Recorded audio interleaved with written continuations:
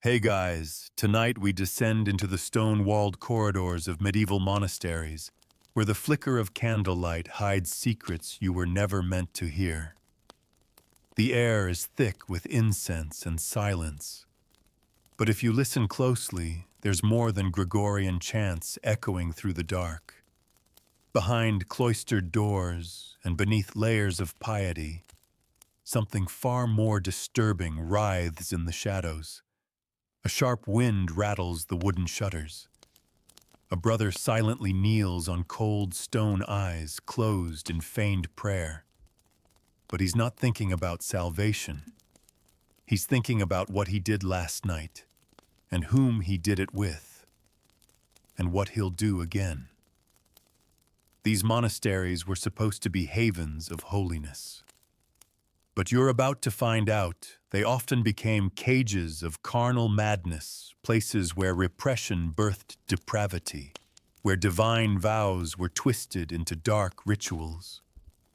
The monks prayed by day. By night, they experimented with sin. You probably won't survive this one. So before you get comfortable, take a moment to like the video and subscribe, but only if you genuinely enjoy what I do here. And let me know in the comments. Where are you listening from, and what time is it there? Now dim the lights, maybe turn on a fan for that soft background hum, and let's ease into tonight's journey together. You stand at the edge of the cloister walk, a winding stone corridor, open to a silent courtyard. The hour is matins deep in the night.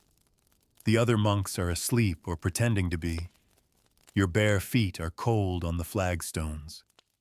A candle flickers in the breeze that sneaks through the cracks in the ancient walls.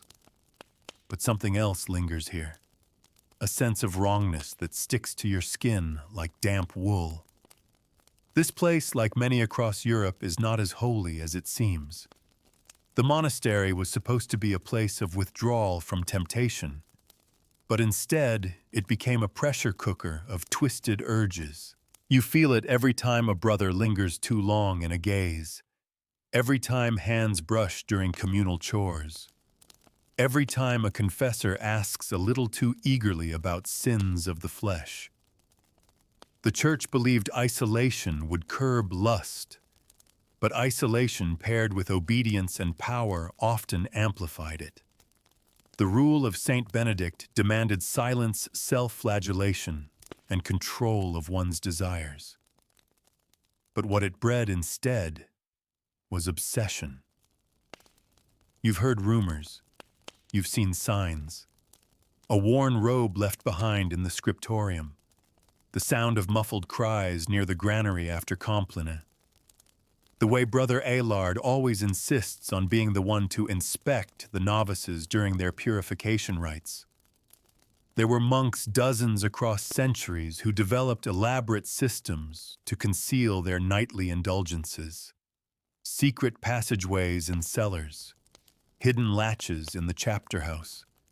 The oldest parts of the monastery are riddled with crawl spaces once used for repairs, now repurposed for darker activities. Sometimes you wonder if the architects suspected what would happen here, or if they too had secrets. You think back to a tale whispered between penances, the 12th century chronicle of St. Ephraim's Abbey. There, the abbot himself, Father Gregorius, was found maintaining a private dungeon beneath the vestry, not for torture of heretics, as he claimed, but for personal penance rituals involving bound novices and sacred oil. He called it cleansing the vessel. The bishops called it damnable. And yet, the church buried the scandal, quite literally. The crypts beneath the monastery sealed it all away. Here your own abbot is nothing if not watchful, too watchful. He preaches fire and brimstone by day and paces the dormitory halls by night. Some say he punishes himself for temptation. Others say he's looking for something more, participatory. It's no wonder so many young men broke under the weight of monastic vows. They came here at 13 or 14, led by noble families, eager to stash their surplus sons. Most had never kissed a woman, most never would, and some began to crave touch so desperately they forgot who or what they were. You remember the tale of Brother Ulrich, quiet, pale, barely 16. One evening after Vespers, he vanished. Days later, he was found in the orchard, curled in a ball, shaking. No one ever said what happened. But after that, he stopped speaking altogether. He refused communion, flinched at every sound, and avoided the abbot's gaze like it might burn his soul. Then there are the rituals. Oh yes, not just prayers and psalms, but rituals, secret forbidden ones. Under the guise of ancient penance, some abbeys practiced bodily mortifications that veered into the erotic. Flogging was common. So was sleeping on boards of nails. But in certain monasteries, flagellation became group ritual. Naked, rhythmic, groaning. In the candlelight, it was hard to tell if the pain was punishment or pleasure. A 14th century document from the monastery of St. Lambert details something even darker. A group of monks who claimed they could expel carnal desire by engaging with it directly under holy supervision. It was all very formal. One monk would act as temptation, naked, silent, presented like an offering. Another would act as the penitent, instructed to resist for as long as possible, then submit fully as if defeated by Satan himself. And finally, a third, usually a senior monk, would observe and record, ensuring it all remained doctrinal. That document was discovered centuries later, hidden inside a hollowed-out Bible. But what about you who walk the cloisters at night with too many questions? You've felt the hunger clawing under your ribs, not for food, for something else. Something not allowed. You know the vows you took, but you also know what you heard last night, the faint moaning behind the walls, the rhythmic thump from the laundry cellar. And you remember the forbidden book you once glimpsed in the library, tucked behind a cracked volume of St. Augustine. A hand-copied guide bound in skin, filled with marginalia in Latin and Old French. Illustrations of male bodies in unnatural poses. De inversis carnibus, the title read, of inverted flesh. You tried to forget it, but its images come back when your thoughts drift, during long silent meals, or when you clean the chapel and your fingers brush the cold marble of Saint Sebastian, forever pierced, forever suffering, forever beautiful. You're not the only one struggling. You know that. Every brother carries his own shadow here. Some let theirs grow darker in secret. Others become shadows themselves, stalking the dormitory like phantoms seeking warmth where there should be none. And so the monastery, this house of God, becomes something else after dark. A place of whispered sins, of hidden mouths, of nights that leave bruises and mornings filled with prayers you don't really believe anymore. You wonder if God is truly watching. Does he weep or does he turn away? The morning bells toll like a slow confession. You wake with a start, the cold stone beneath your mat pressing into your shoulder like a rebuke. Your robe clings to you with sweat, and the dreams still linger warm, guilty, vivid. You drag yourself to prime with the others, chanting psalms through cracked lips, your voice a breath behind. No one looks at you, no one ever really does, not in daylight. But you feel it, the silence between the verses, that thick, unspoken thing crawling through the ranks like a serpent. You glance at Brother Martin. He flinches. His eyes dart from you, and you notice the bruising on his neck shaped not by accident, but by intention. A thumb, perhaps a belt, perhaps something else. No one asks questions here, especially not when the answer might implicate someone higher. Monasteries were built to be self-contained worlds, walls within walls, rituals within rituals. But over time, they grew into ecosystems of control. Hierarchies formed. Power shifted not just from abbots to monks, but among the monks themselves. Senior brothers held sway over novices, and those novices were taught obedience in ways that never made it into the rule of Saint Benedict. You once heard Brother Gervais speak in riddles about the garden. You didn't understand until you were sent to clean the bathhouse after dusk. You found the door ajar. Inside, the air was thick with steam, and something else moaning low and breathy. You peered in and saw Gervais with two novices, naked, bent in silent reverence not to God but to him. He caught your eye, smiled, and said only, "Welcome to the garden." You never reported it. Who would you tell? The same abbot who selected Gervais to oversee confessions. You began to understand something then. Sin was currency here, and the more you participated, the more you were protected. If your hands were dirty, no one would report you. If your mouth had secrets, no one would silence it. That's how it worked. There's a reason so many monastery scandals remained buried. Because they were self-policing, self-protecting, like a beast feeding on itself in the dark. There are stories, real ones documented quietly in archives the church pretends don't exist, of entire orders descending into carnal chaos. The Abbey of St. Romanus, tucked into the cliffs of southern France, was sealed off for nearly a decade after it was discovered that the monks had turned their crypt into a chamber of nightly marriages. Men joined in ritual bondings, complete with robes, chants, rings. They claimed it was symbolic, but the witnesses said otherwise. The Vatican burned most of the testimonies, but one monk's record survived, smuggled out by a passing scholar. He wrote of oil-soaked rituals, chants altered to replace Deus with corpus, God with body. He spoke of initiation ceremonies that involved wine flesh and submission. He ended his letter with a single line, "Here we are married to more than just Christ." You feel the weight of that line when you cross the refectory where Brother Stefan stands watch. He is older, quiet. He touches no one, speaks to no one.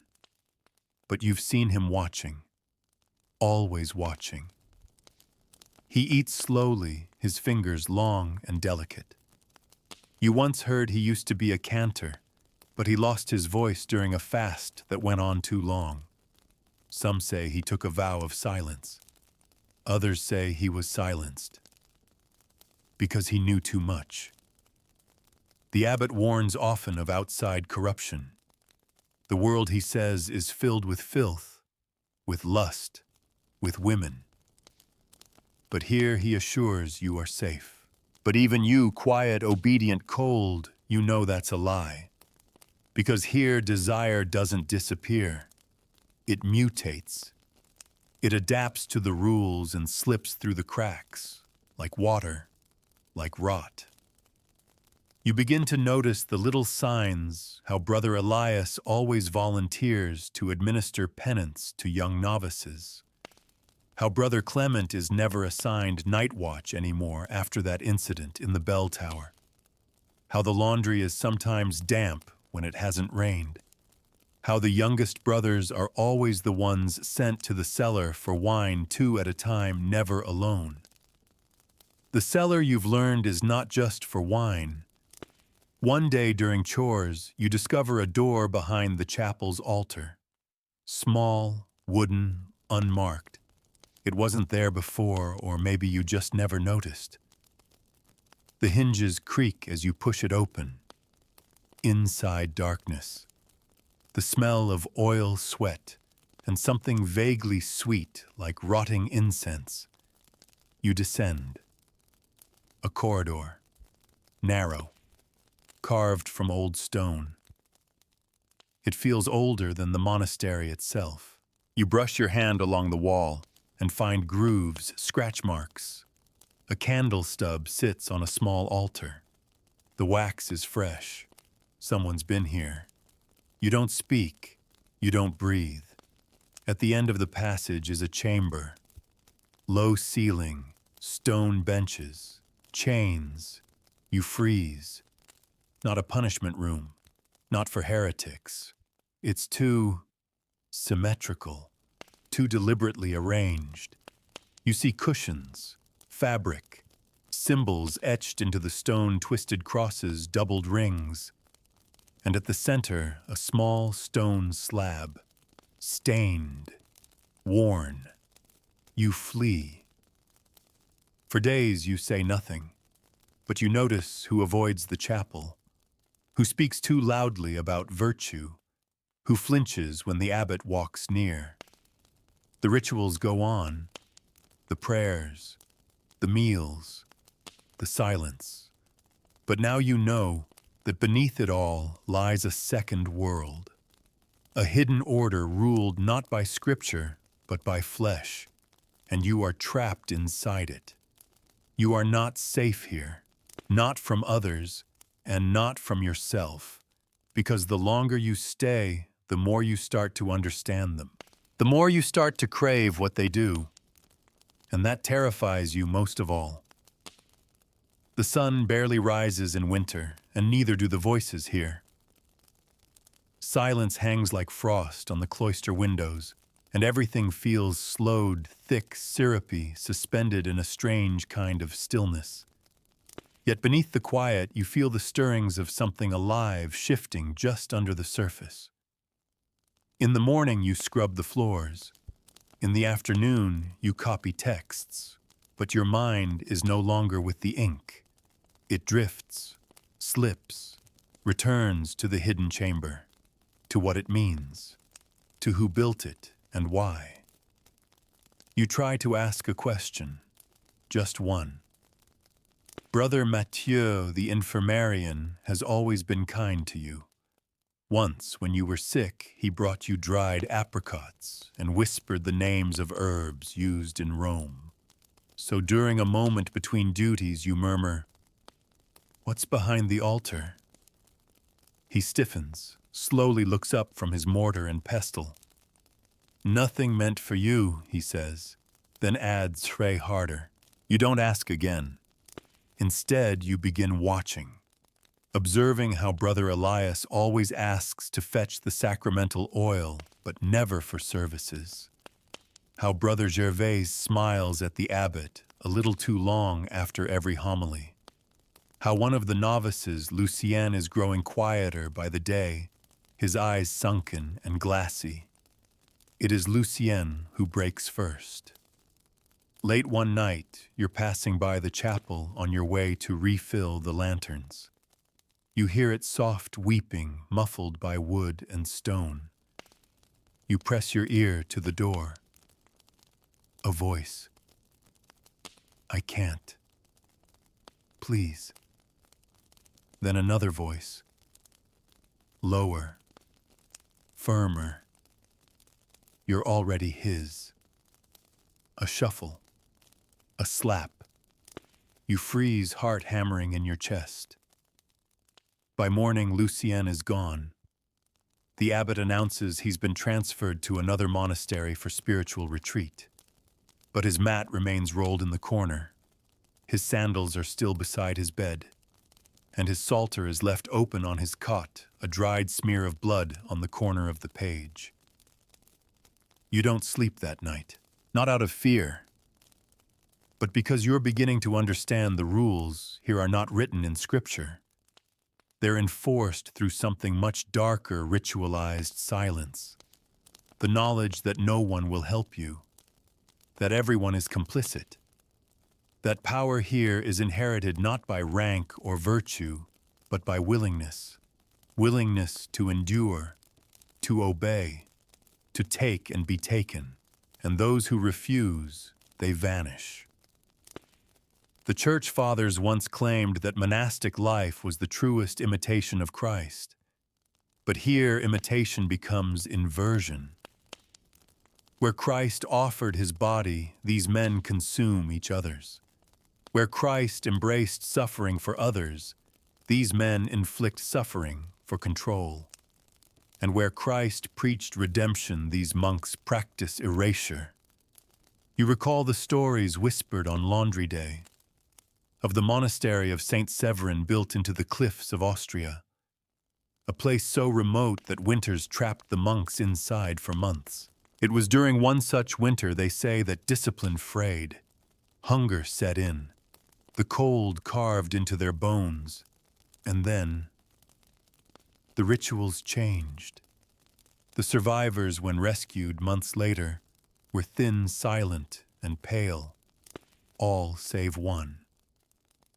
The youngest novice was never found, but behind a bricked-up wall in the cellar, a red-stained robe was discovered. It had been folded carefully, almost reverently.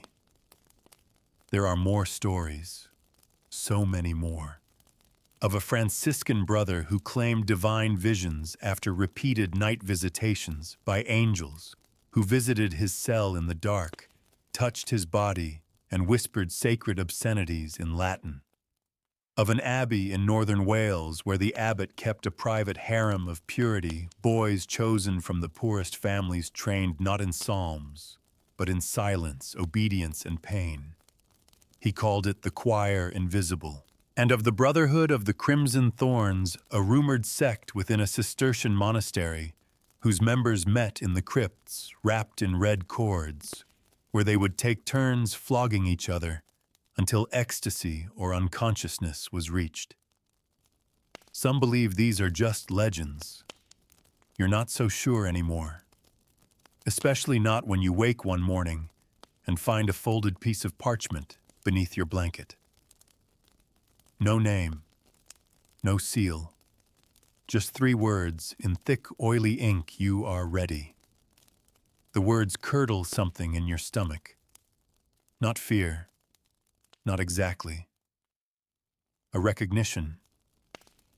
You've seen what happens to those who resist, and you've also seen the glimmer in the eyes of those who don't. You think of Brother Gervais, his slow smile, his unshakable confidence. You wonder what he endured before he learned how to lead. You wonder if this is your test, your invitation, or your sentence. That day the abbot sends you to clean the archives, a room usually kept locked. You descend the narrow stairs, torch in hand, and find it already open. Inside, the air is thick with mold and parchment. Shelves stacked with forgotten texts bound in leather dust, rising in lazy spirals as you pass. You begin your work trying not to think, but then you find it. A scroll, unmarked, tucked behind a broken statue of Saint Anthony. You unroll it carefully. The writing is cramped and rushed. A confession. I was 13. He said it was sanctified, that I was being purified by his hands, that God had sent me to him for this. You keep reading. My body betrayed me. I responded. And that was the worst part, because I wanted it. I wanted someone to touch me, to see me, even if it hurt. You stop.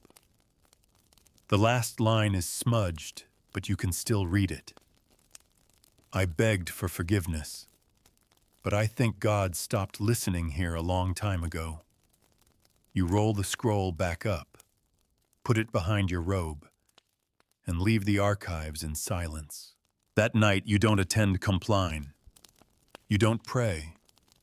You lie awake staring at the ceiling, waiting.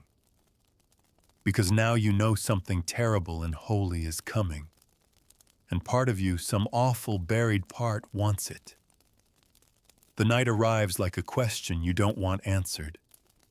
You lie motionless, your breath shallow beneath the coarse wool of your blanket. The dormitory is silent, but you can feel the others shifting in their cots, restless, waiting. It's as if everyone knows something is coming, but no one dares to name it. And then it happens. The creak of a door. Footsteps. Soft, deliberate. You squeeze your eyes shut, but you know it's useless. You hear the quiet approach. Sandals on stone. The sound of cloth brushing against wooden frames. Closer. Closer. Then stillness. You open your eyes. He stands above you. The abbot. You want to speak, to ask why, but your voice catches in your throat. He motions with one finger slow and smooth and walks away. You follow. You shouldn't. Every part of you screams that, but your legs move anyway, like they've been trained to obey. He leads you through the cloister, past the chapel, down the old stairs, until you reach a door you've never seen before. Thick, iron-banded, marked with a faded carving of Saint Dismas, the penitent thief, a subtle symbol. Forgiveness for the damned. He opens it without a key. Inside there is a room, bare, circular, lit by a single brazier. The scent is strange incense mixed with wax sweat and something metallic. Waiting inside are two others, brothers Gervais and Elias. They do not speak. They simply look at you, assess you. Then the abbot gestures. Remove your robe. You hesitate. A pause too long. And then the softest of phrases, it is his will. So you do. The cold bites at your skin as you stand exposed beneath their gaze. You feel like an offering, a lamb on the altar. Except here, the altar breathes, watches, hungers. They begin with prayer, not in Latin, in something older. It sounds like scripture but feels wrong. The cadence is inverted. The words seem wet, slippery. And as they chant, Gervais produces a vessel, clay, crude, filled with dark oil. He dips his fingers, traces symbols across your chest. Each mark burns cold. This is the rite of sanctified surrender, the abbot says. It is older than Rome, older than Benedict. It is the path through pain into grace. You do not respond. You simply endure. The oil is pungent. It clings to you like memory. As the symbols are drawn, you feel something shift in the room, a kind of pressure, like the air thickens with every syllable spoken. You are no longer in a monastery. You are inside something else, a space carved out not by faith, but by obsession. Then comes the first strike, a leather cord across your back. Not hard, not yet. A test. Your breath hitches. Another, and another. This is not punishment. This is performance. Each strike lands in rhythm with the chant, and slowly your body begins to adjust. The pain blooms, then dulls, then returns with a strange edge. You hate it, and yet you begin to float. They tell you it is purification. They say the flesh must be humbled so the soul can rise. They say pleasure is a gift only when it is suffered first. You're not sure you believe any of them, But by the time you're kneeling on the cold floor, marked and shivering, you no longer care. Because part of you feels something like belonging. And that is the most dangerous sensation of all. You don't remember the walk back to your cot. Only the way the air stung your skin. Only the weight of the oil soaking into the fibers of your robe. Only the way Brother Elias brushed his hand across your neck as you passed so light it could have been a blessing or a brand. The next morning, nothing is said. No glances exchanged. No smiles. But you are different now. They know it. And so do you. You've joined the ranks of the initiated, and that changes everything. You're no longer outside the system of shadows. You're inside it, part of the machinery. And with that comes a kind of twisted power. You test it once. In the refectory, you speak softly to Brother Mathieu about a novice who cries in his sleep. You ask if he might need spiritual guidance. The next night, that novice is sent to the archives. And when you see him at breakfast, he doesn't look at you. He stares into his bowl like it's the only thing tethering him to the earth. This is how it spreads. Quietly. Like mold through bread. Like ink in water. A slow blurring of lines until nothing is sacred anymore. There's a word they use in the older texts, disciplina arcani, the discipline of secrecy. It was once used to protect Christian rights from persecution. Now it protects something else, something far more grotesque. It guards the rituals behind rituals, the rules beneath the rules. And you're becoming fluent in them. There's a strange comfort in the structure. A perverse relief in knowing the game even if the rules are cruel. You begin to anticipate the signs, the offerings placed at certain thresholds, the patterns of silence between prayer cycles, the codes scratched into the stone near the lavatorium. You're not afraid anymore. That too should scare you. Because once fear leaves, there's nothing left to stop you from becoming exactly like them. Or worse.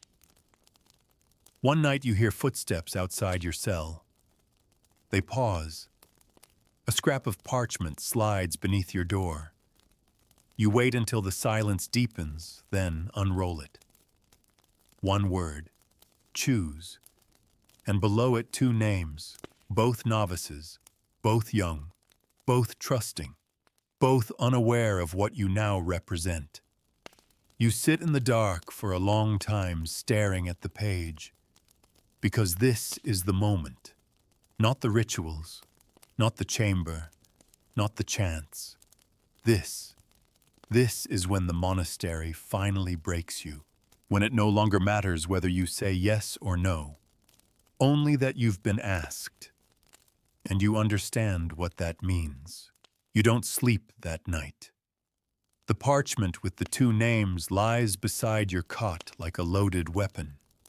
You haven't moved it, haven't touched it.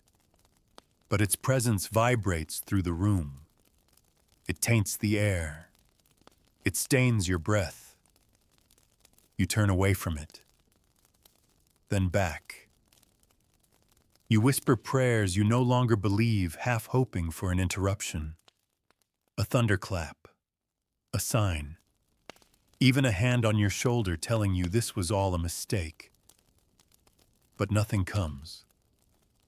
The monastery stays silent. As always. By morning, the parchment is gone, and something in you goes with it. Because you didn't choose. You didn't refuse. You didn't do anything at all. And here that silence is an answer. A terrible one. At prime, you glance down the rows of hoods and folded hands. You see one of the names. His lips move without sound, his eyes wide and glassy. You wonder if he knows, if he's already been taken, if his fate was decided days ago and your parchment was only ceremonial, a test of your obedience or your corruption. Either way, you passed or failed. Here it's hard to tell the difference. After Prime, the abbot assigns you to help Brother Gervais in the scriptorium, a promotion of sorts. The script room is warm, lined with vellum and silence, a sacred space supposedly. But even here, things rot. Gervais greets you with that slow, unreadable smile. You catch your reflection in the polished brass of an ink bowl and almost don't recognize yourself. There's something new in your eyes now, something harder, sharper. He notices too. You've joined us fully, he says, not a question. His fingers glide over the page he's copying. I wondered how long it would take. You nod because anything else would be dangerous. Do you feel cleaner? He asks, and it sounds like a joke. But you don't laugh. You don't feel anything anymore. He leans closer. His breath smells of anise and ink. There's a rhythm here once you find it. Everything we do, every choice, it fits into a divine cadence. We aren't breaking our vows. We're fulfilling them in ways the world can't understand. You want to scream at him, but part of you knows he believes this. He's built an entire theology out of it, a liturgy of lust wrapped in ritual. You wonder how many others believe it too. You're learning that every monk has two lives, the one sung in daylight and the one whispered in darkness. Take Brother Stephen, for instance, the silent one, the watcher. For weeks you thought he was merely traumatized, damaged by something long ago. But now you see the patterns, the way he positions himself near the novices during Mass, the way he walks the perimeter at night, always circling the youngest ones. He never touches, but he's always there, marking, measuring, waiting. Then there's Brother Allard, the one with the kind eyes. He gives extra food to those who struggle, helps carry heavy loads. You once thought he was the only good one left. Then you saw him take a bundle of cords into the library and lock the door behind him with a boy barely 15. That's when you understood. Here, kindness is just a mask for hunger. Even you are starting to wear one. You help in the scriptorium for 3 days. Each day, Gervais speaks a little more. About the sacred body. About discipline of the senses. About how desire, when consecrated, becomes prayer. He tells you a story. Once, he says, a monk in Burgundy built an altar from the bones of those he loved. Each night he lit a candle and prayed for the bodies he'd broken. They say his prayers were more sincere than any others in the monastery. He looks at you. What do you think sincerity is worth? You don't answer. Because you're starting to ask yourself the same question. That evening, the abbot summons you. His cell is dim, the candlelight low. He's reading. A book bound in red leather, its cover bare. You catch only a glimpse of the text, Greek, perhaps older. Symbols like teeth. He doesn't look up. You've shown promise, he says, and restraint. You stay silent. He closes the book slowly, deliberately, and sets it aside. There is a ritual next week, a private one. You'll assist. Your stomach drops, but your mouth says, "Yes, Father," and with that you're dismissed. The days crawl by. You find yourself drifting through them, disconnected. Your body walks, prays, eats, but your mind, it circles the same questions over and over. What does assist mean? Who will be there? And most of all, Who won't return, you start to see things. Shadows moving in the corners of your vision. Faces that vanish when you blink. The whisper of a name yours spoken behind closed doors. It could be paranoia, or it could be the monastery reshaping you. One night you hear footsteps outside your door again, but this time no parchment slides beneath. Just the sound of breathing. Long, slow, watching. You don't open the door. You don't move. And eventually, the breathing fades. But the silence it leaves behind is even worse. It presses against your chest like a hand. Because you know now, the monastery doesn't want your obedience anymore. It wants your transformation. It doesn't care if you're good. It wants you broken in the right way. Bent toward the rituals. Eager to please. Capable of damage. You're not sure who you are anymore, but you know what they want you to become. And the worst part, you're halfway there. The day of the ritual arrives with a sky the color of old bone. The air is still too still, as if even the wind is holding its breath. You eat nothing, speak to no one. Every word exchanged feels counterfeit, like painted smiles on broken statues. You try to convince yourself that this is just another task. You're only assisting. But deep down, you already know better. After Vespers, the abbot finds you. He says nothing, just walks, and you follow. This time, he takes a different path through the herb gardens down behind the bakery into a door disguised behind a crumbling wall of ivy. You've never been here. The stairwell is damp, lined with rotted wood and ancient stones that sweat in the cold. The air grows thicker with every step. The smell of mold, of wax, and something else.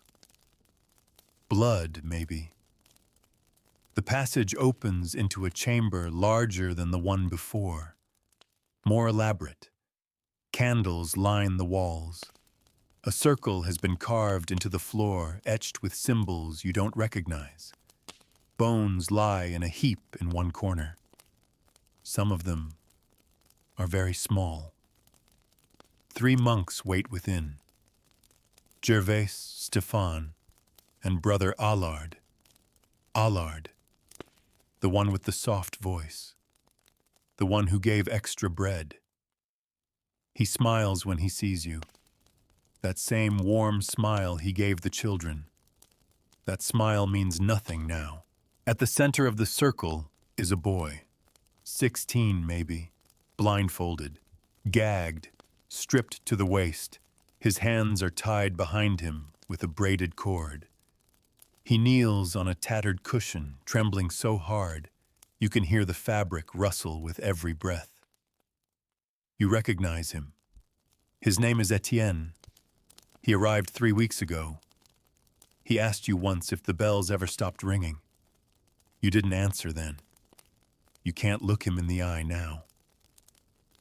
The abbot stands at the edge of the circle. He opens a book, thick, old-bound in dark skin. Not metaphorical skin. Real skin. Human. He begins to read. You don't understand the language, but the cadence is familiar. It's the same tone he uses at Mass. The same patterns of rise and fall, call and response. Only this time the responses are moans, gasps, the sound of ropes tightening and bodies shifting in practiced ritual. Gervais brings out the oil again. Only this time it's not applied with fingers. This time they use a carved instrument, bone-polished, shaped into a narrow spoon.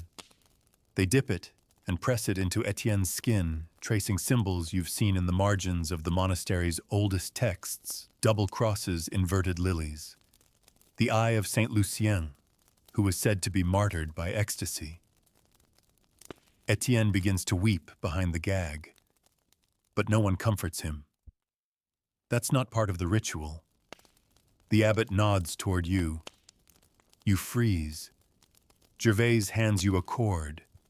It's soft, dyed red. Warm somehow, like it's been held by others. Your task is simple. Bind Etienne's ankles. The ritual requires the initiate to be rooted, the abbot says, so that he may not run from the revelation. Your hands shake as you kneel. Etienne is crying. You bind him anyway. Because saying no isn't an option anymore. Because somewhere along the way you gave that up. And because now the only way to survive is to belong. You knot the cord and stand back. They begin the chanting again. The candles flicker though there's no breeze. You feel your skin tighten, your breathing shallow. And as the circle deepens into something more primal, more flesh than spirit, you feel the room shift. This isn't just a performance. This is belief. This is liturgy. Twisted, corrupted, ancient, but real. You want to look away, but you don't. Because now you are not just watching. You are part of it. The ritual lasts hours. You lose track of time. Somewhere in the dark, Etienne faints. Or maybe he gives in. His body sags forward, still tied, still shivering. When it's over, the abbot places 2 fingers on his forehead, whispers something you cannot hear, and motions for him to be taken away. Stéphane and Gervais lift him gently, gently, as if they hadn't just broken him. They disappear into the corridor. The abbot turns to you. "Well done," he says. You nod, unable to speak. You have seen the shape of the truth now, he continues. Most never get this far. Then he touches your shoulder. Not roughly, not cruelly, but like a father. And somehow that is worse. He leaves, and you are alone in the chamber with the melted candles and the stains on the floor, and the echo of Etienne's sobs still ringing in your skull. You don't know how long you sit there. Eventually you rise. You clean the floor. You extinguish the candles. You sweep the bones into a corner. Because that's what monks do. They maintain the space. They preserve the sacred, no matter what that sacred has become.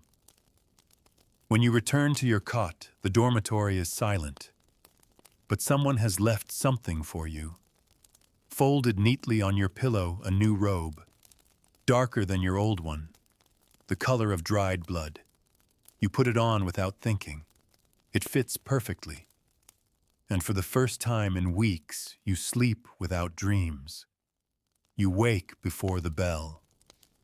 The dormitory is still cloaked in silence, but something feels different. There's a shift in the atmosphere, like the air itself is waiting for you to move.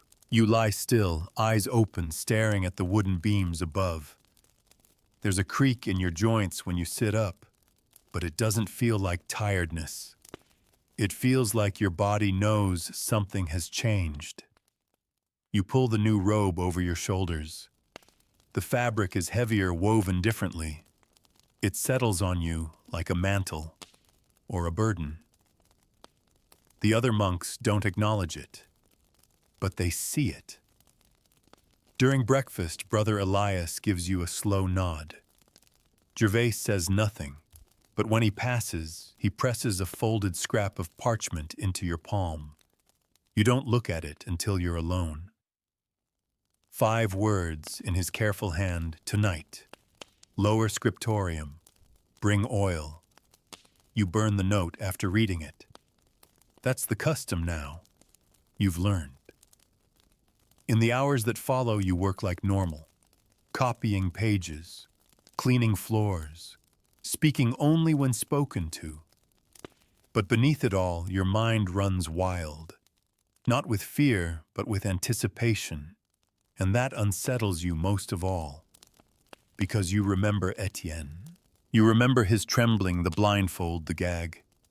You remember your hands tying his ankles the way your breath caught when you knelt beside him. The look on his face, even though you didn't see his eyes. But more than anything, you remember the strange sense of peace afterward. The relief of being seen, of being chosen, and the terrible suspicion that if you were ordered to do it again, you wouldn't hesitate. You wouldn't even ask why. The hours pass like ghosts. Each task floats by. The meals have no taste. The prayers feel empty, or maybe too full. You're not sure which anymore. When night falls, you don't wait for the bell. You slip away early. The lower scriptorium is rarely used now, too cold, too damp. But it still holds shelves of ancient scrolls, texts so brittle that even the abbot handles them with gloves. The walls are thick with age, the air heavy with mildew and ink. You arrive first. You light a single candle, then two, then three, and wait. You hear the footsteps before you see them. Gervais enters with two others you don't recognize, older monks perhaps from another wing of the abbey. Their robes are darker, still nearly black. They nod to you with silent recognition, as if you're one of them now, as if the ritual sealed it. Gervais brings out the oil. You hand it to him without a word. He dips 2 fingers into the vessel and anoints each of the newcomers in a slow spiral across their foreheads. Then he turns to you. He doesn't need to speak. You lower your head. Feel the cold slick of the oil drawn across your brow. Then a whispered word initiated. The circle is formed. No symbols this time. No blindfolds. This ritual is not about submission. It's about power. They teach you the older rites. Words not found in any psalter. Chants that feel wrong in your throat, too sharp, too alive. Movements that echo the gestures of prayer, but carry another meaning entirely. You're told these are bindings, words that root the body in sacred heat, gestures that unlock certain doors inside the self. Pain, they say, is a key, and you are being taught to use it. You practice on each other. The older monk volunteers first. He kneels before you, bare to the waist, silent. You're handed a cord dyed red like before and shown how to loop it, where to tie the knots. Not too tight. Not yet. The second monk recites the litany as you bind the first. Gervais watches closely, occasionally correcting your hand placement. The monk grunts, shudders, nods, approval. Then it's your turn. You kneel. The cord presses into your skin, your wrists, your thighs, your neck. Each loop a vow, each knot a surrender. You don't speak. You don't need to. Your silence is understood now. When the rite is over, Gervais gives you a new name, not aloud. He leans in and whispers it into your ear. A single word. You don't repeat it, not even in your thoughts, because this name is not for speaking. It is for belonging. You leave the scriptorium after midnight. The stars are cold above the cloister. The wind finally moves again, rustling the ivy like whispered laughter. You pass Brother Stefan in the hall. He sees the oil on your collar, the faint marks on your wrists. He nods. Then he opens a hidden door you've never seen before and disappears. You don't follow. You don't need to. You understand now that there are layers to this place. circles within circles. You've stepped into one, but there are others deeper still. The novices see you differently now. They flinch when you pass. Some bow their heads. Others refuse to meet your eyes. One even drops his bowl in the refectory when you walk by. No one scolds him. No one says a word. Because the monks know. You are no longer just one of them. You are part of something else. Something older. Something with rules that cannot be written down. Only passed on. Through rope. Through ritual. Through ruin. That night back in your cell you find another scrap of parchment. It's been slid under your door again. But this one says only he's ready. And below it one name. Not two this time. Just one. A boy who once asked you wide-eyed if it was true monks never touch each other. You remember laughing it off. He smiled. So sweet, so trusting. Now he waits in the novice wing, oblivious. Your hands begin to shake, but only a little. Because deep down, you've already started planning. You light your candle slower than usual tonight. Not out of hesitation, but ritual. Everything now begins with ritual. You've learned that ceremony isn't just for the chapel or the altar, it lives in small things. The way you fold your robe before sleep. The way you wash your hands before you touch another. The way you tie the cord. Always the same number of loops. Always the same pressure. The boy's name repeats in your head like a chant. You didn't ask for it, but you didn't refuse it either. And here that's the same thing as consent. Your new robe feels heavier tonight. It clings to your skin.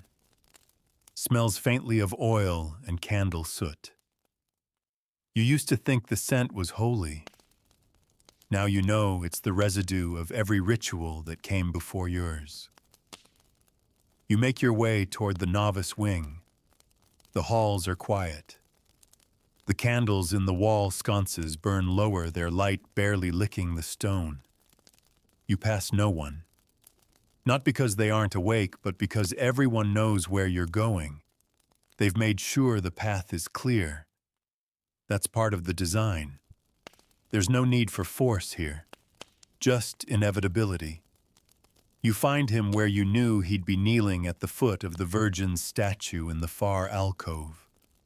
His head bowed, his hands folded in prayer. He's so small, so devout, so easy. You stand behind him in silence until he senses you. He turns startled eyes wide. Then he recognizes you and smiles.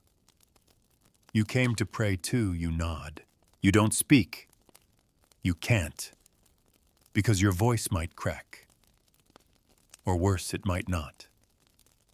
He shifts to make room. You sit beside him. The statue looms above. The Virgin's eyes seem to look past you, through you, as if she knows what's about to happen and can't bear to intervene. He speaks softly. Sometimes I pray to feel something, anything. You swallow. He continues. Back home I felt things all the time. Anger, love, fear. But here, he shrugs. I feel like I'm disappearing. And you realize that's what they want. That's what they always wanted. For you to disappear first. So they could remake you in their own image. And now here you are.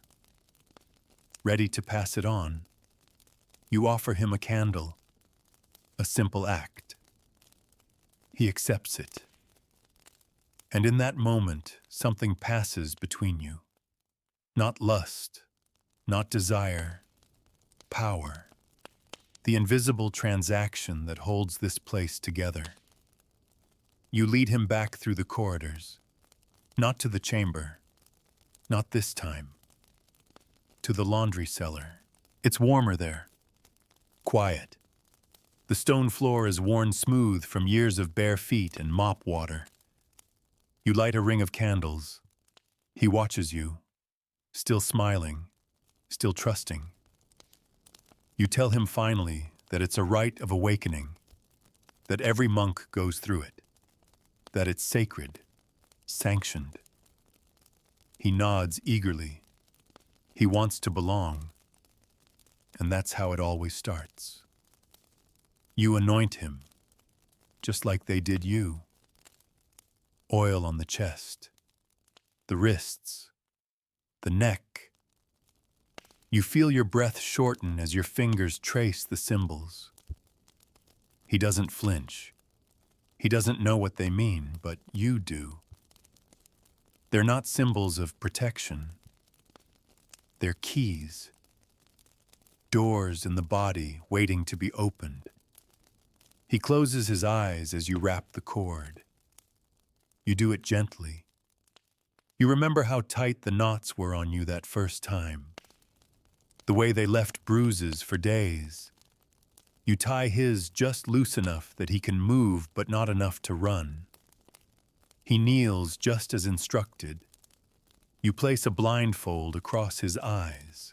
He whispers, "Should I pray now?" You don't answer. You don't know what kind of prayer this is. When it's over, he sleeps there, curled on the floor, still breathing softly. You don't touch him beyond the ritual. Not tonight. You're not sure if that's mercy or cowardice, but it doesn't matter. Because you know you'll be asked again. And next time, you might go further. That's how it works. One step at a time. Not into fire, but into warmth, into closeness, into the illusion of control. You leave him there and return to your cell. Your hands still smell of oil. You don't wash them. Instead, you kneel, not to pray, just to feel the cold stone under your knees, to remember what pain without purpose feels like. It's almost comforting. You glance up and see something tucked under your doorframe. Another parchment no. A flower. Pressed flat. Dried. Pale white. A lily. Symbol of purity. Symbol of surrender. You don't know who left it, but you know what it means. You've been watched. You've been approved. You're ready for the next level. There is always another level. You lie down without undressing, without extinguishing the candle. The flame dances on the stone walls like shadows performing their own rites. You close your eyes and hear the boy's voice echoing again.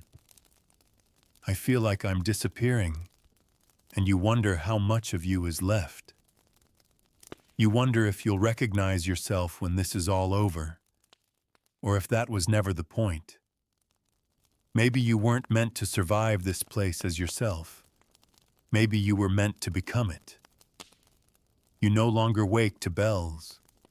You wake before them automatically, instinctively, as though your body has learned the secret rhythms of the monastery, the ones that lie beneath the surface of the liturgy. The bells are for the novices now, for the innocent, for those still clinging to the illusion that prayer will protect them. You know better. Today begins like the others, but something pulses beneath the silence like a tremor buried deep beneath the earth. You feel it in your hands, your throat, your teeth, a restless hum that won't go away. The older monks seem to feel it too. Gervais doesn't speak to you in the refectory. Stefan avoids your gaze. Even Allard looks paler than usual, his mouth tight, his hands shaking as he pours wine into the communal cup. Something is coming, and it's not a ritual. It's worse. After prime, the abbot announces a day of silence and fasting. A spiritual alignment, he says, for the sake of purity. But you've been here long enough to know what that means. A cleansing of the order of someone.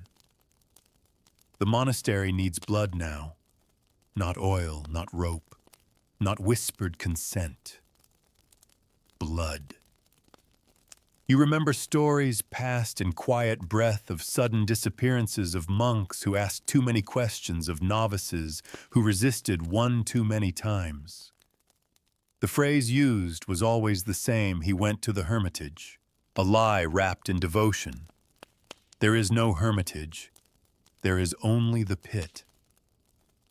A dry well on the far end of the orchard, hidden by overgrown vines, and a crumbling shrine to Saint Bartholomew, the flayed apostle. You saw it once long ago when you first arrived. You thought it was just an abandoned corner. Now you understand. You've heard that those sent to the pit are never killed outright. That's not how they do things here. Instead, the monks wait. Let time do the work. Hunger, cold, despair. The pit doesn't take life. It drains it. Slowly, deliberately. A perfect mirror of monastic suffering, only without the pretense of grace. You feel your chest tighten as you realize someone is about to be erased. And you might already know who. You make your way to the novice dormitory, pretending to check on supplies. But you're really looking for one thing, and he's not there. The boy, the one you led into the ritual, gone. His cot is stripped bare, his sandals missing.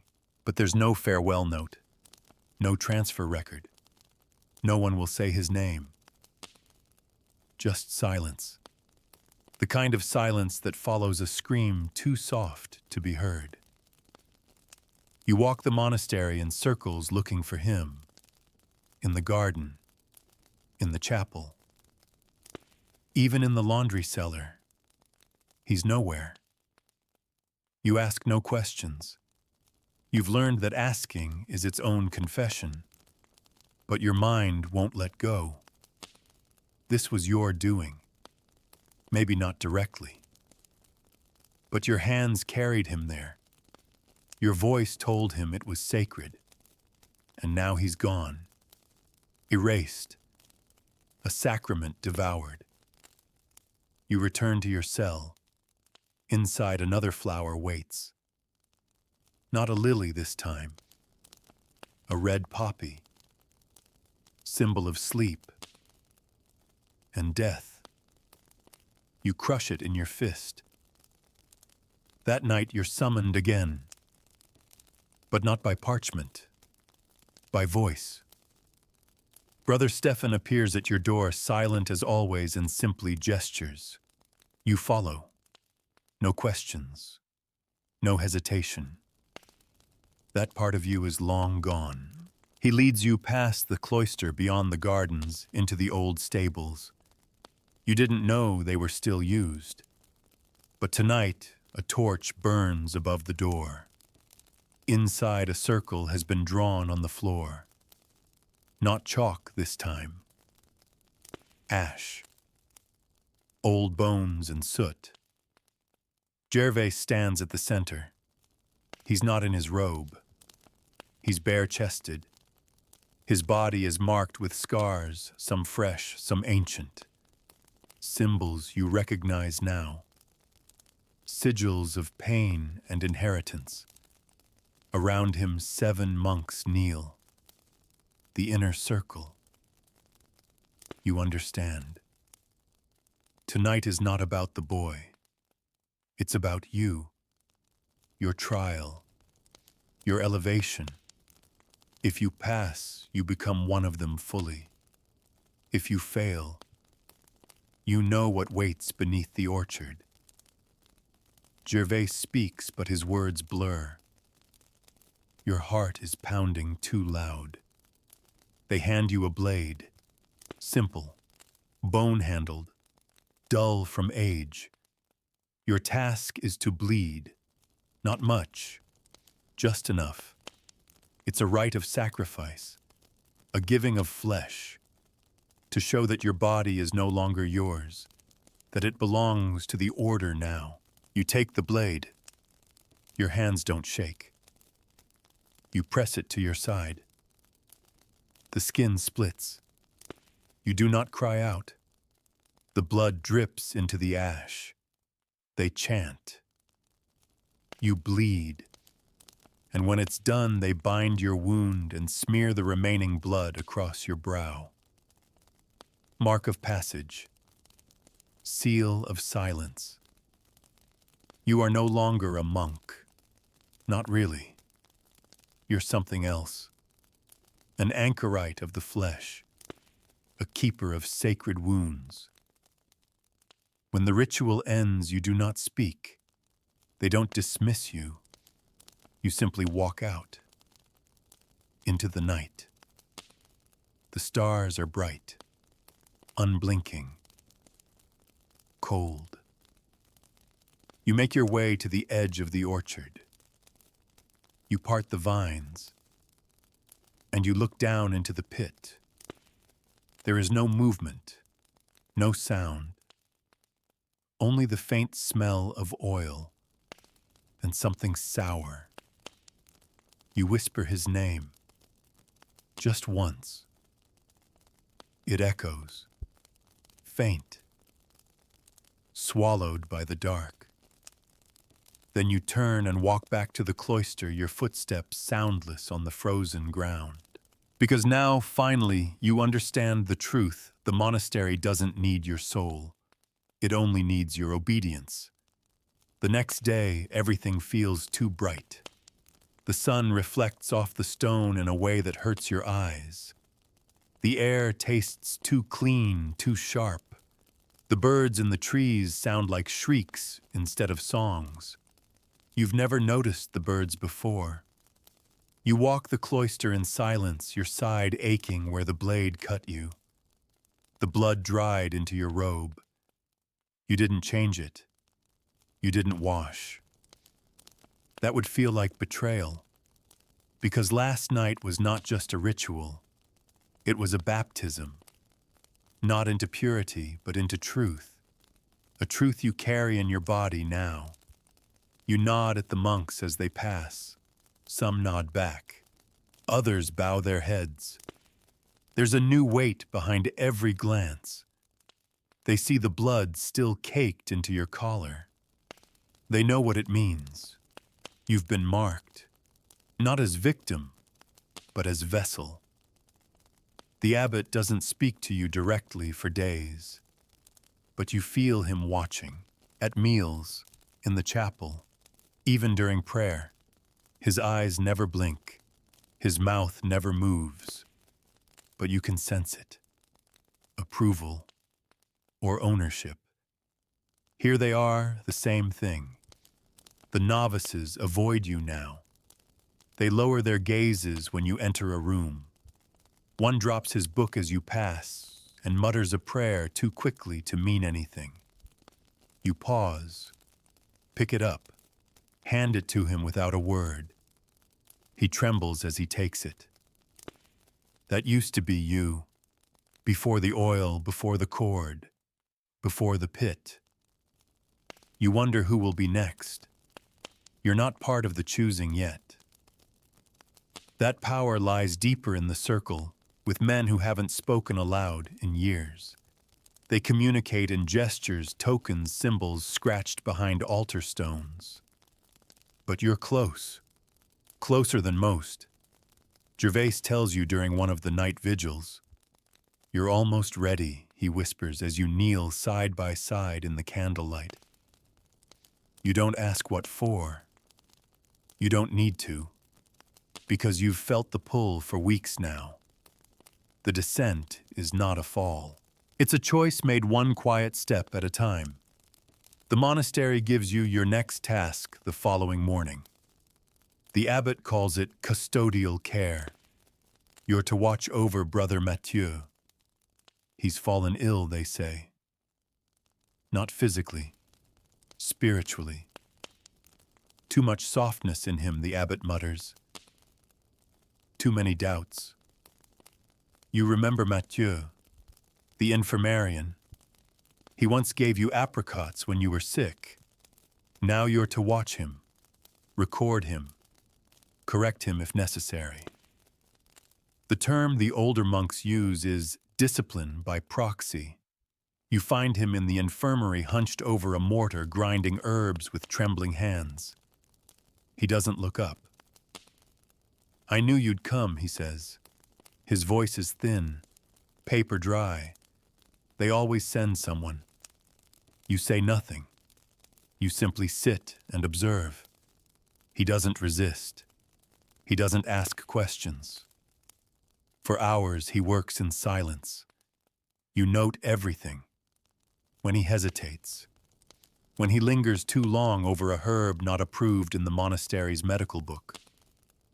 When he weeps. You mark it all. At dusk you hand your parchment to Gervais. He reads it carefully, then burns it. Ash and silence.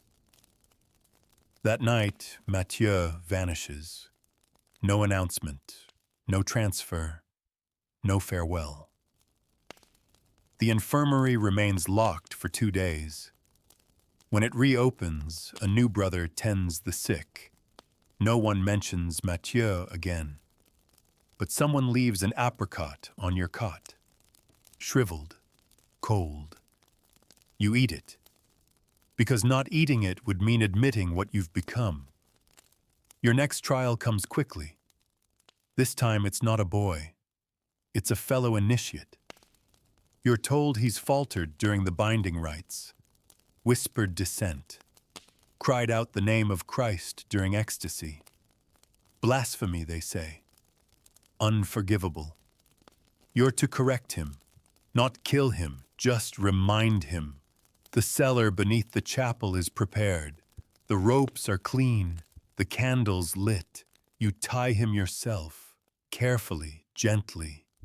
You remember how it felt to be tied, how it felt to surrender. You whisper to him as you work. Don't resist. You'll only make it worse. He begs you. Please, he sobs, this isn't what God wants. You stroke his hair.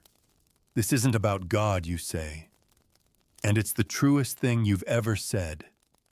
When it's done, you untie him. He doesn't move, just lies there trembling. You wash the ropes, extinguish the candles, return to your cell. You find a note this time, written in an elegant, slanted script. The body is the first cathedral. Burn it wisely. Beneath it a symbol you've never seen before, 2 thorns interlocked at the stem. You trace it with your thumb. The ink stains your skin. You don't try to wash it off. Later that night you dream of the boy again, the one from the orchard. His face is pale, his lips cracked. But he doesn't look at you with hatred, only pity. And then he says something that wakes you instantly. It's not too late. You sit up gasping. The candle by your bed is still burning, but the flame bends toward the floor, as though something in the room is pulling it down. You don't go back to sleep. You kneel, not in prayer, not in penance, but in something else entirely. Something you no longer have a name for, because names are for people, and you're not sure that's what you are anymore. You don't speak for 3 days. No one notices. Silence is holy here, an offering, a disguise, a shield. The fewer words you speak, the closer you appear to God. That's the lie, and you wear it like armor. On the third day, the abbot summons you, not with words, with gesture. He stands in the cloister, hands behind his back, eyes on the pale winter sky. You approach, and without turning, he begins walking. You follow. He leads you past the granary, past the library, past even the boundary wall of the monastery. A narrow door opens into the side of the cliff. You didn't know it was there. Maybe it wasn't before. The path inside is steep, carved directly into the rock. The walls sweat cold and iron. You walk in silence, your steps echoing behind his. At the bottom, you reach a chamber. Not a ritual space, not a cell, a vault. The walls are lined with shelves, not of books, but of objects, belts, chalices, vials of blood sealed in wax, ropes, masks, and in the center a single chair carved from dark wood covered in dried wax and old stains. The abbot gestures. You sit. He stands behind you. Then slowly he begins to speak. You've passed through the outer rings, he says. You've tasted the rites, the oil, the flesh. You've seen what must be done. You say nothing. You've disciplined the weak. You've preserved the silence. You've learned that the body is not a cage, it is a gate. You nod. Because you have. Because the boy in the orchard, the initiate in the cellar, Mathieu and his soft hands, all of them gates.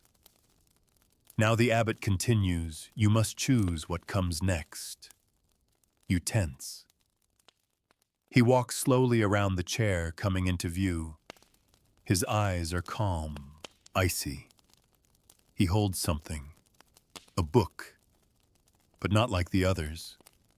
It's small, square, bound in flesh as pale as parchment. The clasp is bone. He sets it in your lap. This, he says, is the Index Obscura, the final texts, the ones we guard even from ourselves. You don't move. You will open it. You will read one passage, and then you will decide remain or retreat. Your throat goes dry. No one who opens this book leaves the same, he says. You know that's true, because you already feel the heat from it, like it's alive. Remain, and you join the deep order. Retreat, and you return to the upper halls. Your name forgotten, your memory erased. You look at the book. Its cover pulses under your fingers like skin that remembers being alive. You don't want to open it, but you already are. The clasp gives easily. Inside text so ancient it shivers. Symbols that move when you're not looking. Diagrams of the body not as it is, but as it could be. You flip through slowly. Each page worse than the last. One shows a figure stitched shut at every orifice, kneeling in reverence, surrounded by monks weeping tears of blood. Another shows a ritual circle formed not from chalk, but from human tongues. Another an altar shaped like a child's rib cage. You stop on one page. It's familiar. The pit. Drawn perfectly, even the vines. And inside a boy curled up, covered in symbols. He's looking up, and he has your face, and you slam the book shut. Your hands are shaking. The abbot nods like he's seen this before. Well, you stare at him, then say the words you never thought you would. I remain. It doesn't even sound like your voice. He smiles faintly, then hands you a vial. It's thick glass sealed in wax, inside a dark liquid. Drink this, he says, tonight, alone, in your cell. You take it. It's warm in your hand. You'll dream, he says, and if you wake up, you'll be one of us. You rise. You don't bow. He doesn't ask you to, because now you've crossed the threshold. No longer a vessel. You are becoming a priest of pain, an architect of obedience. The vial is heavy in your pocket as you walk back to the dormitory. No one looks at you, but you feel them watching. Not the novices, the monks, the shadows, the walls. That night you light every candle in your cell. Then you sit, and you uncork the vial. The scent is sweet and bitter like wine mixed with rot. You drink. The world bends. The walls stretch. The candles weep. And then the visions begin. They show you a child being shaved bare by chanting monks. They show you a ritual that ends in fire. They show you the face of the boy in the orchard smiling until his mouth stretches too wide and his eyes weep oil. You scream, but no sound comes out. You claw at the walls, you fall through the floor, and you land in the chapel, alone, naked. And at the altar, the Virgin is gone, replaced by a mirror. You approach, you look, you see yourself, smiling, bleeding, whole, and then everything goes dark. When you wake, it's still night. But something is different. The candles are out. The vial is gone. And your mouth tastes like ash. You don't speak because your voice is not your own anymore. You lie down. And for the first time in weeks, you dream of nothing. You wake to silence again, but this silence feels different. Not empty, full. Like the hush after a cathedral bell stops ringing. A sacred pause. The breath God forgot to exhale. You sit up slowly. The candle wax has hardened in rivers across the stone. The robe you wore last night lies folded at the foot of your cot, pressed, cleaned. But you didn't do it. Someone entered while you slept, and you didn't wake. That's part of it now. You're no longer just watched. You're tended, owned. You rise and dress in silence. There's no blood on your skin, but your body aches in places you can't explain. Your mouth is dry. Your throat feels scraped as if something once lived there and has now slithered out. You don't remember everything from the vision, but you remember enough. The boy in the pit, the altar of ribcage, the mirror, your own face smiling when it shouldn't. You leave your cell and head toward the chapel, not out of devotion, but because your feet move there of their own accord. That's what it's like now. Your body responds to patterns the way a river follows a curve in the land. You obey not out of fear, but out of momentum. When you enter the chapel, the lights are already lit. 3 monks kneel before the altar. They are not praying. They are waiting. For you. The abbot sits behind them, robed in something you've never seen before. Red and black, embroidered with circles and teeth. You approach. He rises.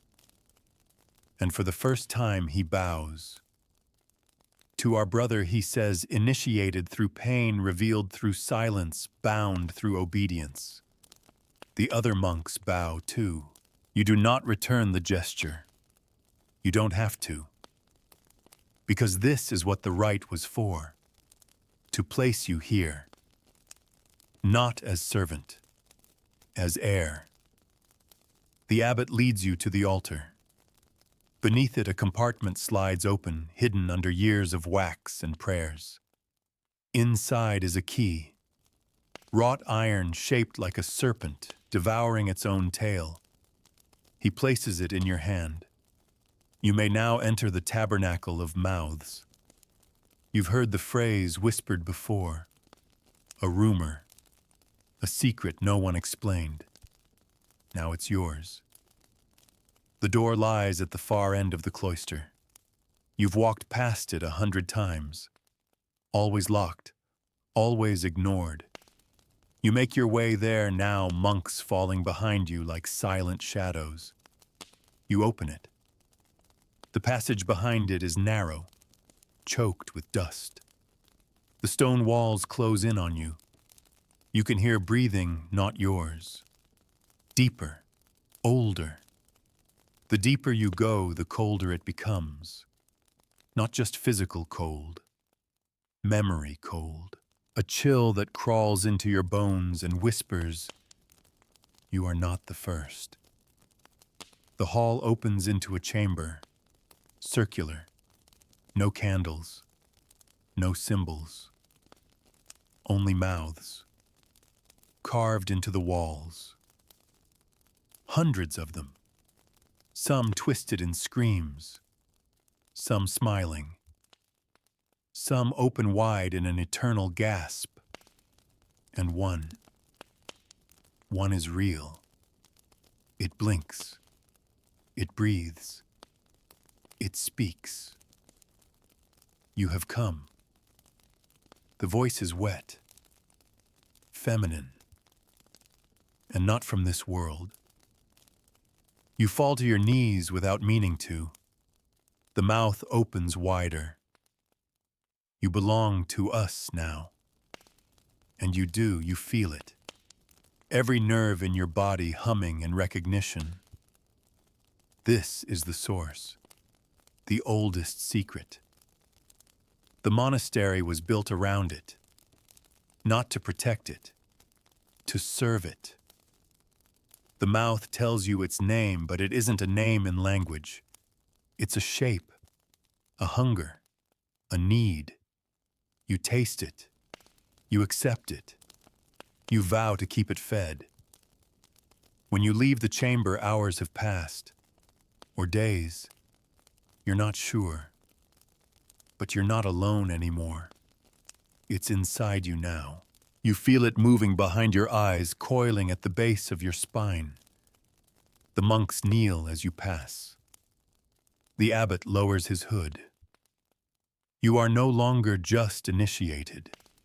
You are consecrated. And consecration comes with duties. You return to your cell to find a bundle wrapped in dark cloth. Inside a cord, a blade, a candle, and a name. Not a novice, not a brother. A visitor. Someone sent by the local bishop to inspect the monastery. An external eye. A danger. The name is unfamiliar. But the instructions are clear. He arrives at dusk. You are to greet him. Welcome him. Lead him to the lower crypt and silence him. Not with violence. Not yet. With hospitality. You prepare the chamber. Fresh linens. Warm wine laced with valerian. The candle placed precisely. You wait. When the visitor arrives, he's younger than expected. 40, perhaps. Curious eyes. A little too kind. He bows politely. Says he's heard rumors. You smile. The kind of smile you saw in the mirror during the vision. The kind that says yes. You were right to be afraid. You lead him through the monastery. You answer his questions. He does not know he's already been swallowed. That the walls have already closed around him. That this place has no exits for men like him. When you close the door behind him in the crypt, He doesn't notice the lock. He doesn't see the cord. Not yet.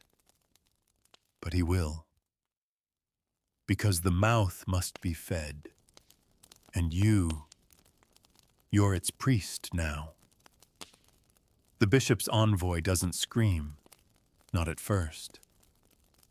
You watch him as he sips the wine, his eyes flicking around the crypt, noting the shadows, the stonework, the low table draped in clean cloth. He asks a few questions about the order, about your practices, about how many brothers live here now.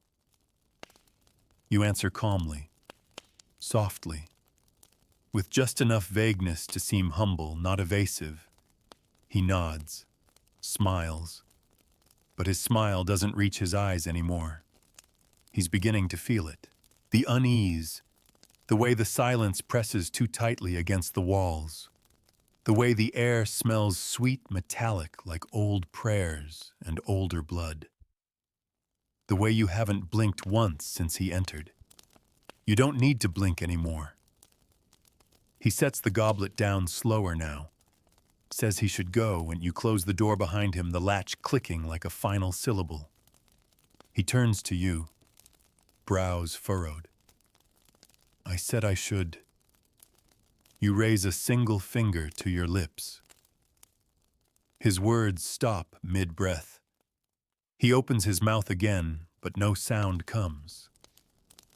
That's the work of the wine, laced not with poison, but with something older, something sacred.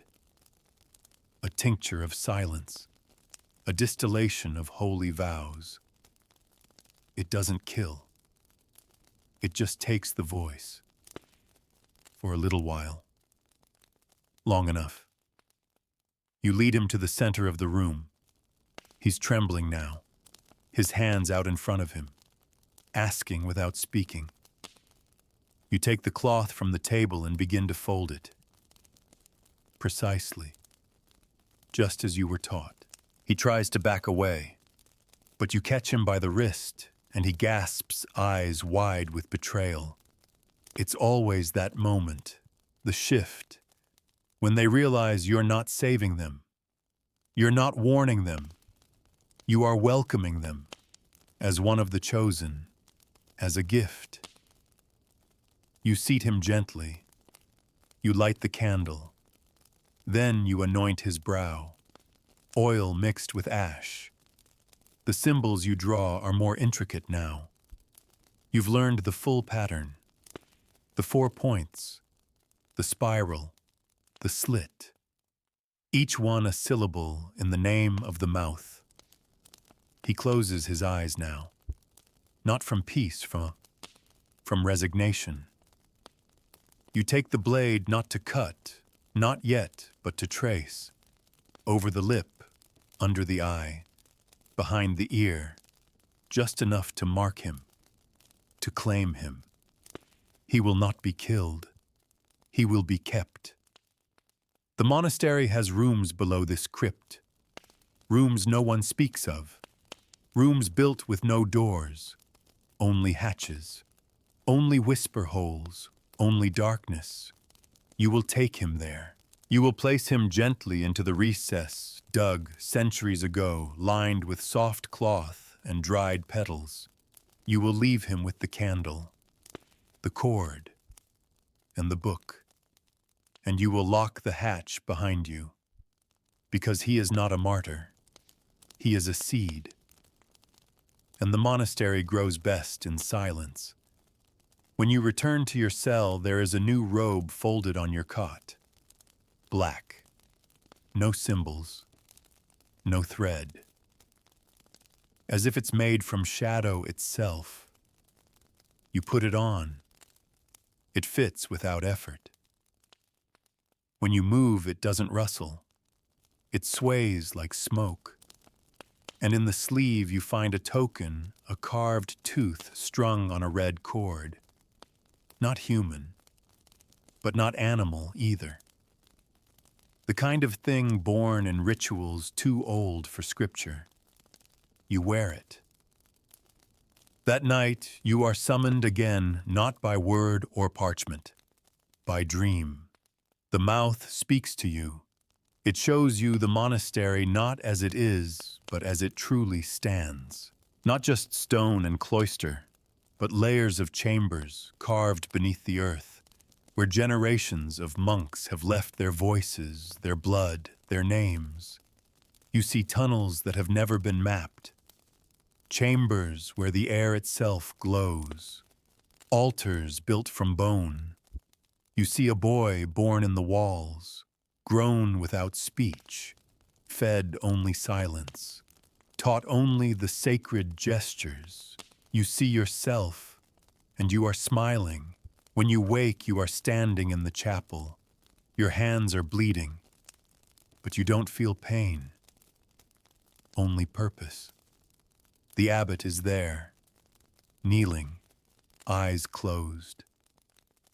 You stand above him. He does not move. You place your hand on his head, and in that moment you know you are to succeed him. Not now, not yet, but soon, very soon, because the mouth is shifting, it is awakening, and it needs a new voice. Yours. The monks know it too. You see it in how they step aside when you walk past, how they avert their eyes, not out of submission, out of reverence, because you are not just part of the monastery now. You are the monastery, the blood in its veins, the shadow in its chapel, the breath behind its silence. And as you lie back in your cot, hands folded on your chest, you feel the mouth stir beneath the earth. It is hungry, and it knows your name. The monastery breathes with you now. Its walls exhale when you enter a room. Its stones warm beneath your feet. The halls feel narrower, not because they've shrunk, but because you've expanded. You take up more space, not in flesh, in weight, in presence. You no longer need to speak to command. They hear you without sound. They feel your will like gravity. The abbot no longer presides at Compline. You do. He sits behind you now, folded into the pew like an afterthought. His hood stays lowered, hands clasped in silence. He doesn't flinch when you chant the closing litany in the ancient tongue. He doesn't speak when you change the rites. He knows what's coming, and he accepts it. Everyone does. Change isn't abrupt here. It's tidal. It rolls over the order with quiet certainty. Smooth. Unstoppable. And now you are the tide. The novices don't look you in the eye, not even by accident. When they speak to you, if they speak at all, it is in single words. Yes, understood. Forgive me. They no longer ask questions, because they know what happens to those who ask. The bishop's envoy has not been mentioned once. His absence has settled over the monastery, like fresh dust noticed then accepted. Just another shape taken by silence. You check on him occasionally, not out of cruelty, out of stewardship. You bring him broth. You wipe his brow.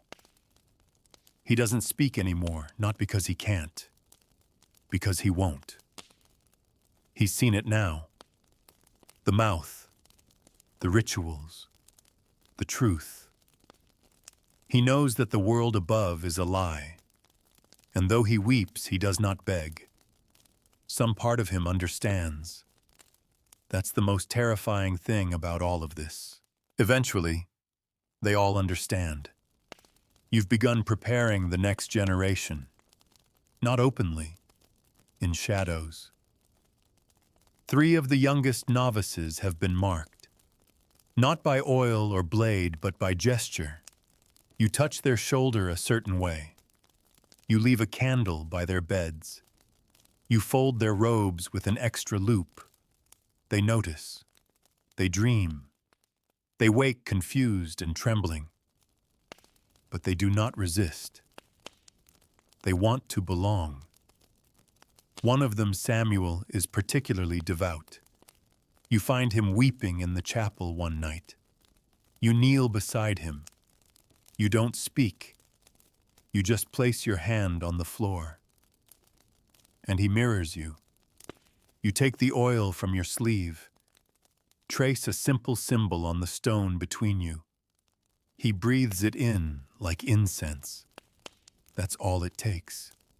The seed is planted. The monastery will have its future. One evening, Brother Hervaz comes to your door. He bows, deeply. His eyes glisten with emotion. I knew you were the one, he says. You say nothing. There's nothing left to say. He hands you a key. Old, rusted, warm. It's time. You know what he means. The abbot, the final rite. It is not punishment. It is relief. You find the abbot in the upper cloister, where the moonlight bleeds across the stone in pale silver. He's kneeling as he always does, waiting. He doesn't turn as you approach. He doesn't resist as you place your hand on his shoulder. You guide him gently to the old door beneath the chapel, the one no longer used. The key fits easily. The lock gives like breath. Inside a small room. Stone bench, a candle, a basin, an old crucifix cracked down the middle. He sits. You kneel. He closes his eyes. And you begin the chant.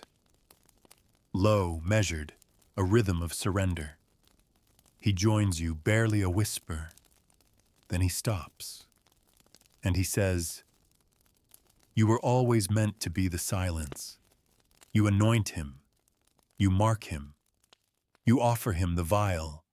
He drinks without question. He slumps forward, still breathing. You do not kill him. You simply leave him there, to fade, to dissolve, to be remembered by the stones, not by the brothers. When you return, the chapel is full, candles lit, monks kneeling. Gervais stands at the altar. He raises his hands. Brothers, he says, our silence has been answered. He steps aside. And you walk forward, robed in black, tooth around your neck, oil on your palms. No one speaks. They don't need to. Because this is no longer a monastery. It is a body, and you are its mouth, not the mouth beneath the earth. The mouth, living, breathing, preaching without words. You open your hands, and the monks begin to chant. Low, unified, one voice split among many mouths. The liturgy of obedience, the hymn of inheritance, the communion of pain. You raise your arms, and the walls seem to echo, not with sound, with pulse. The monastery lives, and it beats through you now. As you leave the chapel, you glance upward. The sky is black, no stars, but you feel something staring back. From beneath, from within, you smile. Because soon it will no longer be confined to stone and shadow. It will spread.